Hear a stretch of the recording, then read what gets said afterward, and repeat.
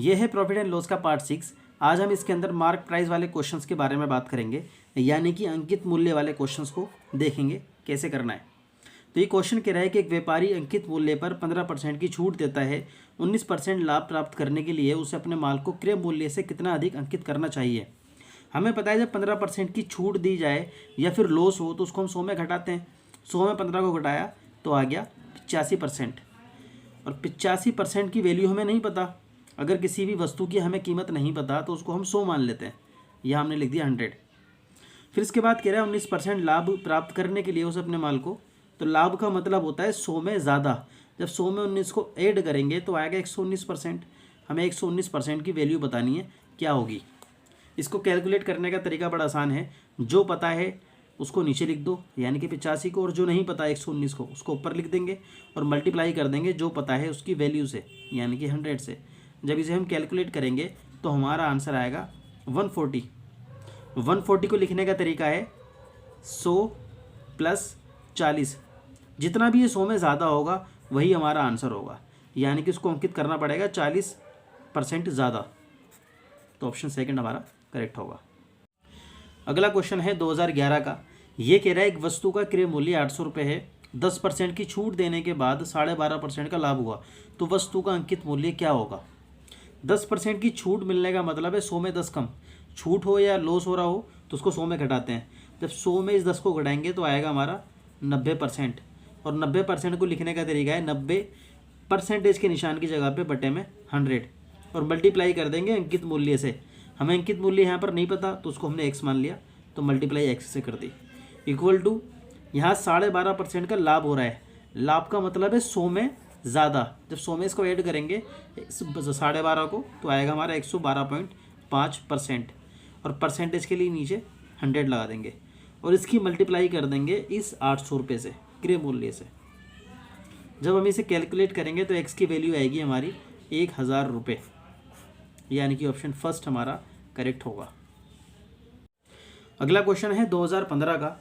ये कह रहा है एक दुकानदार अपने विज्ञापित मूल्य पर 23% कमीशन देता है, फिर 10% का लाभ भी कमाता है। यदि उसे एक वस्तु पर 56 रुपये का लाभ हो रहा है तो उस वस्तु का विज्ञापित मूल्य रुपये में क्या होगा। 10% की वैल्यू यहाँ पर 56 दे रखी है। 10% 56 आ गया। 10% का लाभ हो रहा है, लाभ का मतलब 100 में ज़्यादा, तो 100 में इस 10 को जब ऐड करेंगे तो आएगा 110%। तो 110% की वैल्यू तो हमें पता नहीं है।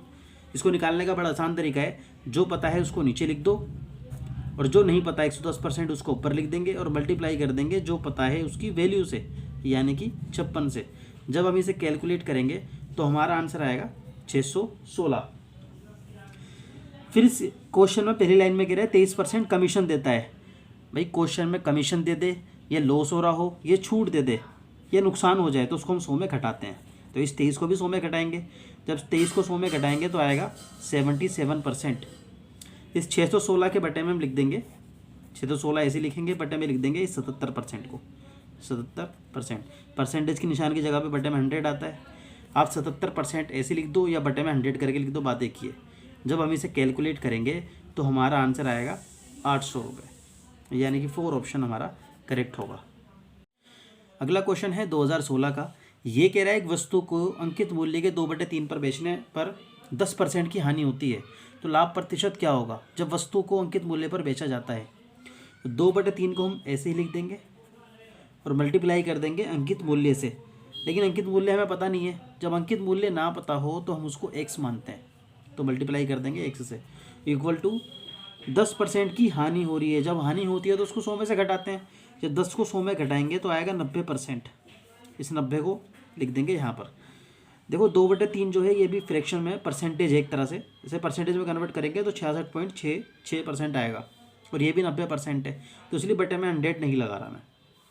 जब हम इसे कैलकुलेट करेंगे तो x की वैल्यू आएगी 135। फिर देखना है 100 में कितना ज़्यादा है, तो 100 प्लस 35, जितना ये ज़्यादा होगा वही हमारा आंसर होगा, यानी कि ऑप्शन 3 हमारा करेक्ट होगा। ये क्वेश्चन है 2020 का। ये वाला क्वेश्चन पिछले वाले क्वेश्चन की तरह है। ये कह रहा है रीचा ने एक वस्तु को उसके लिस्ट प्राइस के 4/5 पर खरीदा और उसे लिस्ट प्राइस से 20% अधिक पर बेचा, तो रीचा का लाभ प्रतिशत कितना था। तो 4/5 को हम ऐसे लिख देंगे और मल्टीप्लाई कर देंगे अंकित मूल्य से। अंकित मूल्य हमें नहीं पता, यानी कि लिस्ट प्राइस हमें नहीं पता, तो उसको मान लिया हमने x इक्वल टू 20% अधिक का मतलब होता है 100 में 20 ज़्यादा। जब 100 में 20 को ऐड करेंगे तो आएगा 120 इक्वल टू में लिख दिया हमने 120। देखो 4/5 को हम परसेंटेज में कन्वर्ट करते तो 80% होता, तो 80/100 लिखते। 120 को हम 120/100 लिखते, तो कन्वर्ट ऐसा नहीं करा, इसलिए हम डायरेक्ट 120 को 120 ही लिख रहे हैं। तो जब इसे कैलकुलेट करेंगे तो आएगा हमारा 150। 150 को लिखने का तरीका है 100 + 50, जितना भी ये 100 में ज़्यादा होगा वही हमारा आंसर होगा, यानी कि ऑप्शन फर्स्ट हमारा करेक्ट होगा। अगला क्वेश्चन है 2018 का। ये कह रहा है रीता ने अंकित मूल्य पर 20% छूट के साथ एक टेलीविज़न सेट खरीदा। उसने इसे 16,800 में बेचकर 800 रुपये का मुनाफा कमा लिया। तो सेट का अंकित मूल्य क्या था? इसको करने का तरीका बड़ा आसान है। ये 20% छूट का मतलब है 100 में 20 कम, छूट हो लॉस हो तो ऐसे में घटाते हैं 100 में। तो 100 में से 20 को घटाया तो आ गया हमारा 80%। 80% को हमने यहाँ लिख दिया। 16,800 में बेचकर 800 को लाभ हो रहा है, तो 16,800 में से 800 को घटाएंगे तो आएगा हमारा -800, ये आ गया हमारा 16,000। तो 80% की जो वैल्यू है वो 16,000 आ गई। हमें बतानी है 100% की वैल्यू क्या होगी। इसको करने का तरीका बड़ा आसान है, जो पता है उसको नीचे लिख दो और 100% जो नहीं पता उसको ऊपर लिख देंगे, मल्टीप्लाई कर देंगे जो पता है उसकी वैल्यू से, यानी कि 16,000 से।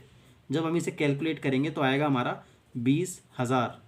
ऑप्शन हमारा सेकंड करेक्ट होगा। अगला क्वेश्चन है 2014 का।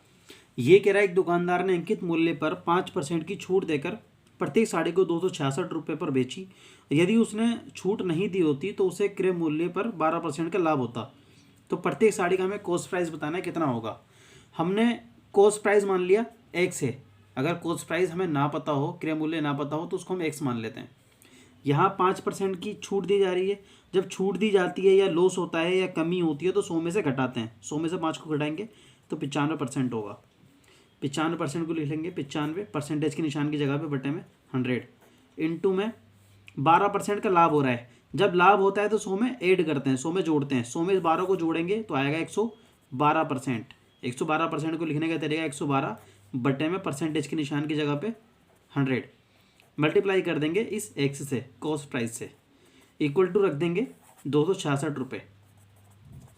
जब हम इसे कैलकुलेट करेंगे तो यहाँ पर x की वैल्यू आएगी 250 रुपये, यानी कि ऑप्शन 4 हमारा करेक्ट होगा।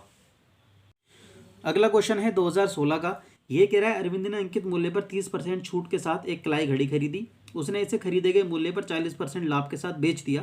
तो अंकित मूल्य पर उसकी प्रतिशत हानि क्या होगी? अंकित मूल्य हमें पता नहीं है तो उसको हमने x मान लिया। फिर कह रहा है 30% छूट, जब छूट दी जाती है तो उसको 100 में से घटाते हैं। तो 100 में से 30 घटाएंगे तो आएगा हमारा 70%। और 70% को लिखने का तरीका है 70 बटे में 100 गुणा में एक 40% का यहाँ लाभ हो रहा है। जब लाभ होता है तो उसको हम 100 में ऐड करते हैं। 100 में 40 को ऐड करेंगे तो आएगा हमारा 140%। 140% को लिखने का तरीका है 140 और इस परसेंटेज के निशान की जगह पे बटे में 100 और मल्टीप्लाई कर देंगे इस x से, अंकित मूल्य से। जब हम इसे कैलकुलेट करेंगे तो आएगा हमारा 98 बटे में 100x। हमें देखना ऊपर वाली संख्या 100 में कितनी कम है। ये 100 में सिर्फ कम है 2, तो 2% हमारा आंसर होगा, यानी कि ऑप्शन फर्स्ट हमारा करेक्ट होगा। ये शॉर्ट ट्रिक है, अगर हम फॉर्मूले से करेंगे तो काफ़ी लंबा क्वेश्चन होगा ये। अगला क्वेश्चन है 2018 का। ये कह रहा है मोहन ने अंकित मूल्य पर 20% छूट के साथ एक बैग खरीदा। उसने इसे खरीदे गए मूल्य पर 40% लाभ पर बेच दिया। तो अंकित मूल्य पर लाभ प्रतिशत कितना है? यहाँ अंकित मूल्य को हमने मान लिया 100 है और यहाँ 20% की छूट दी जा रही है। जब छूट दी जाती है उसको 100 में से घटाते हैं। 100 में 20 घटाया तो 80% आ गया। यहाँ 40% का लाभ हो रहा है। जब लाभ को हम 100 में ऐड करेंगे तो आएगा हमारा 140%। 80% और 140%, 80 गुणा 140, उसको एज इट इज लिख दिया, बटे में लिख दिया हमने अंकित मूल्य। जब हम इसे कैलकुलेट करेंगे तो हमारा आंसर आएगा 112%। फिर हमें देखना है 112 रुपये। हमें देखना है कि ये 100 में कितना ज़्यादा है। तो 100 में ज़्यादा है 100 + 12, जितना ज़्यादा होगा उतनी ही % हमारा आंसर होगा, यानी कि ऑप्शन सेकंड हमारा करेक्ट होगा। अगला क्वेश्चन है 2014 का। ये कह रहा है एक दुकानदार अपनी वस्तुओं पर 10% की छूट देता है। तो वस्तु का अंकित मूल्य 450 है। विक्रय मूल्य कितना होना चाहिए? सेलिंग प्राइस कितना होना चाहिए? 10% की छूट का मतलब है 100 में 10 कम, तो 100 में 10 घटाएंगे तो आएगा 90%। और 90% को लिखने का तरीका है 90 एज इट इज़ लिखेंगे, परसेंटेज के निशान की जगह बटे में 100 और मल्टीप्लाई कर देंगे इस अंकित मूल्य से, यानी कि 450। जब हम इसे कैलकुलेट करेंगे तो हमारा आंसर आएगा 405, यानी कि ऑप्शन 3 हमारा करेक्ट होगा। अगला क्वेश्चन है 2013 का। ये कह रहा है एक दुकानदार एक वस्तु के अंकित मूल्य पर 12% की छूट इस प्रकार देता है कि उसका विक्रय मूल्य 440 हो जाता है, तो वस्तु का अंकित मूल्य क्या होगा। जब अंकित मूल्य ना पता हो तो हम उसको x मान लेंगे। इसके बाद यहाँ कह रहा है 12% की छूट, जब छूट दी जाती है तो उसको 100 में से घटाते हैं, तो 12 को 100 में से घटाएंगे, आएगा हमारा 88%। और 88% को लिखने का तरीका है 88 परसेंटेज के निशान की जगह बटे में 100 और मल्टीप्लाई कर देंगे इस अंकित मूल्य से जो हमने x माना है, और इक्वल टू में रख देंगे सेलिंग प्राइस की वैल्यू। सेलिंग प्राइस की वैल्यू यहाँ पर 440। जब हम इसे कैलकुलेट करेंगे तो x की वैल्यू आएगी हमारी यहाँ पर 500, यानी कि ऑप्शन सेकंड हमारा करेक्ट होगा।